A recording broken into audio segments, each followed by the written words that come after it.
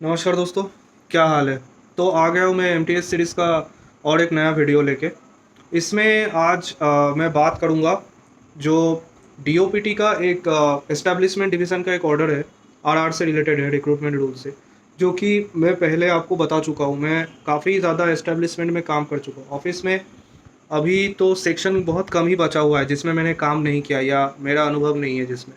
तो आरआर जो है ये रिक्रूटमेंट रूल का काम होता है, ठीक है। ये डिपार्टमेंट टू डिपार्टमेंट हम लोग बनाते हैं, हमसे सुझाव मांगा जाता है, हम लोग बना के डीओपीटी में भेजते हैं। वहाँ पे फर्दर वो प्रोसेस होने के बाद वो एज अ रूल या एज अ गाइडलाइन आता है जो कि सारे गवर्नमेंट डिपार्टमेंट के ऊपर लागू होता है।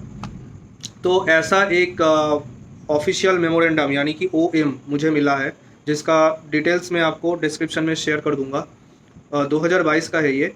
तो ये है revised pay level as per recommendation of the seventh central pay commission of MTS. तो जो सिक्स्थ पे कमीशन है ना, सिक्स्थ पे कमीशन में कहा गया सारे जो ग्रुप डी है इन सबको इकट्ठा करो, इनको एक बैंड में एमटीएस में लाओ और ग्रुप डी का कंसेप्ट खत्म करो, ग्रुप सी में इन लोगों को लाओ।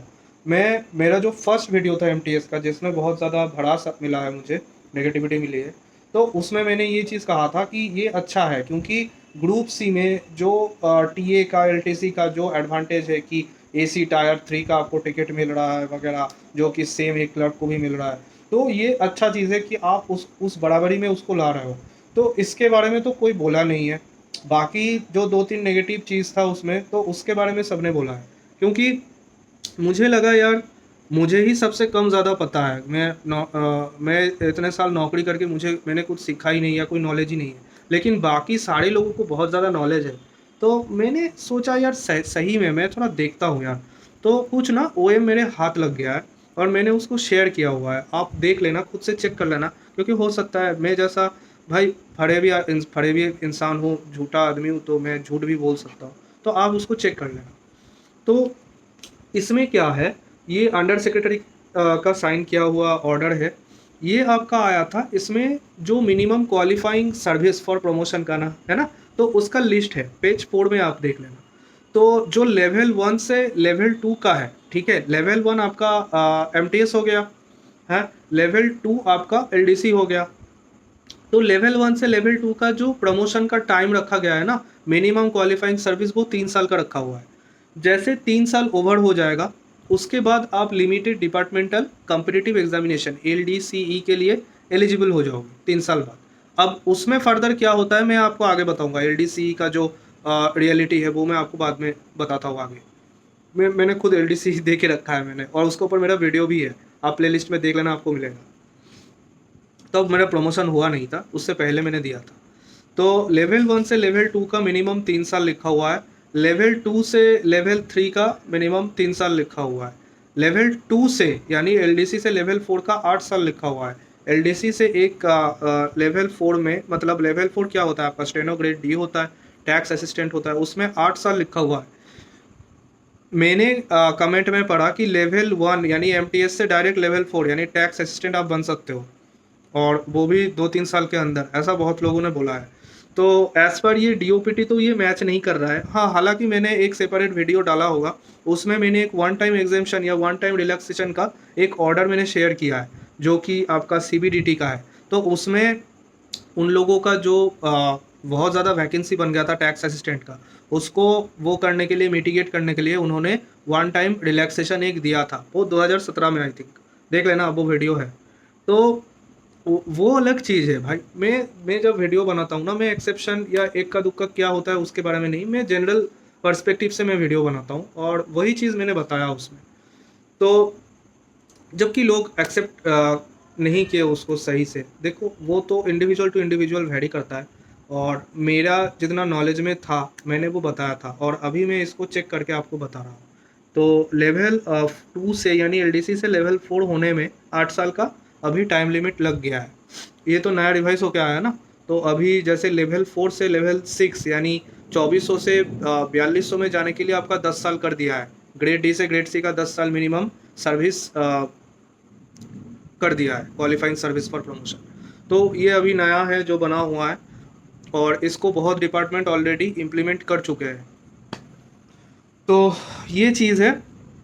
इसमें यार मैं आपको ये बताऊंगा, मैंने देखा है कि लेवल 2 से लेवल 4 बनते हैं, और जो डिपार्टमेंटल इंटरनल एग्ज़ाम होता है मेरे ऑफिस में हुआ है, जो एलडीसी था वो अभी स्टेनो बन गया है। वो उसने स्किल दिया था, स्किल में क्वालिफाई किया और वो स्टेनो के लिए अभी वो लेवल 4 में आ गया है।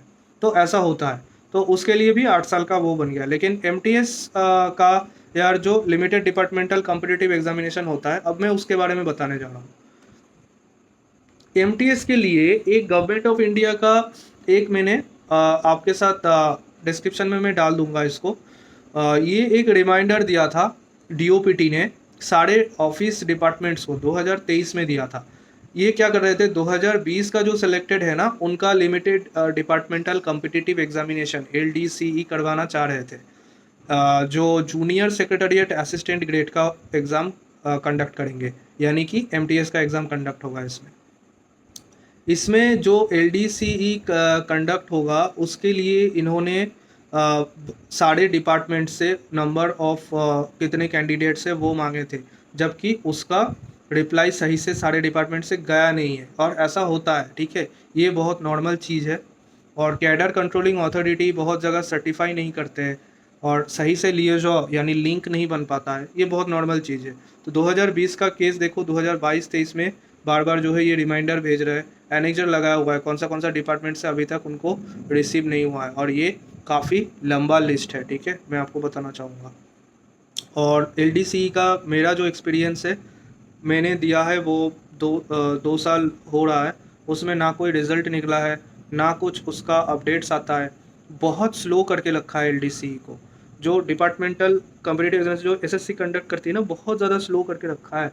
और ये कब कंडक्ट होता है, कब होता है, कोई मतलब वो है ही नहीं, कोई फिक्स कोई शेड्यूल इसका है नहीं। हर साल कंडक्ट ये होता नहीं है, और अगर कंडक्ट हो भी जाए कभी कभी कभार, तो उसका रिजल्ट कब आएगा वो कोई नहीं बता सकता, ठीक है। वो आपका हेड ऑफ़ द ऑफिस भी नहीं बता सकता, मेरा डीजी भी नहीं बता सकता, किसी को पता नहीं है कब होगा। तो ये सारे जो पोस्ट है सभी के लिए एलडीसी का ये हाल होकर रखा है भाई।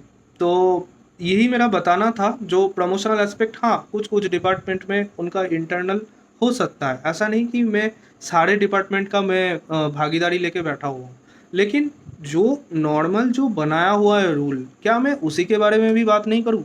मैं तो उसी का बात कर रहा हूँ, जो डीओपीटी ने बनाया हुआ है, जो सिस्टम है, मैं उसी के बारे में बता रहा हूँ। एमटीएस का एज सच भाई प्रमोशन जो एवेन्यू है ना बहुत लिमिटेड है। मैं जब बोलता हूँ नहीं है तो वो सुनने में ख़राब लगता है, नेगेटिव लगता है, लेकिन लिमिटेशन इतना ज़्यादा है भाई, वो ना के बराबर है ना। वही मैं बताना चाह रहा हूँ बार बार, इसमें कोई बुराई नहीं है। अगर मेरा सच से किसी को हर्ट मिलता है तो आप अपने आप को रिकंसिडर करो ना, आप उस सोच के देखो कि आप क्यों वो नेगेटिवली ले रहे हो उस चीज़ को। अगर आपके पास ऑप्शन है, आप और ज़्यादा मेहनत करो, दूसरा पोस्ट आप लो। ऐसा तो नहीं कि लोग नहीं कर रहे हैं, लोग कर रहे हैं और जगह। मैंने खुद पाके भी मैंने छोड़ा हुआ है, मेरा ऑलरेडी उस टाइम स्किल मैंने दे के रखा था, रिजल्ट नहीं निकला था, हालांकि मैं कॉन्फिडेंट था मेरा स्किल क्लियर हो जाएगा, इसलिए मैंने ज्वाइन नहीं किया। लेकिन इसका मतलब ये नहीं कि जो है मैं कुछ खराब बोल रहा हूँ या नेगेटिव बोल रहा हूँ। भाई बहुत सारे मेरे दोस्त भी एमटीएस में है, मेरे ऑफिस कॉलीग्स हैं, तो उन सब का मुझे पता है क्या है, तभी मैं बोल रहा हूँ सब इकट्ठा सबके लिए। ऐसा नहीं कि मुझे कोई सपना आता है और मैं बोलता रहता हूँ, है ना। तो देखो, आप इसको जैसे लोगे वो आपकी मर्जी है, आपको इसको फैक्ट सोचना है, इसको अफवाह सोचना है। मेरा नौकरी तो भाई मेरी तरह चलेगा, और मैं तो भाई अपने उसमें हैप्पी हूँ, कंटेंटेड हूँ, और मुझे उसमें कोई इशू नहीं है। या मेरा वीडियो में पॉजिटिव आए नेगेटिव आए, मेरा वीडियो लोग देखे ना देखे, मुझे अनसब्सक्राइब कर दे, इससे भी मुझे कोई फ़र्क पड़ता नहीं है, क्योंकि बहुत बड़ा मैं यूट्यूबर हूँ नहीं, और ना ही मैं उतना टाइम दे पाऊँगा, है ना। तो ये चीज़ है भाई, क्योंकि मैं बहुत घूमता रहता हूँ, फैमिली है, सब कुछ है, तो बहुत ज़्यादा रिस्पॉन्सिबिलिटीज़ है मेरे ऊपर। तो ठीक है गाइस, चलिए, डिसीजन हमेशा आपका ही है, और मेरा काम है आपको सच्चाई से अवगत कराना, और वो मैं कराता रहूँगा। Okay, bye.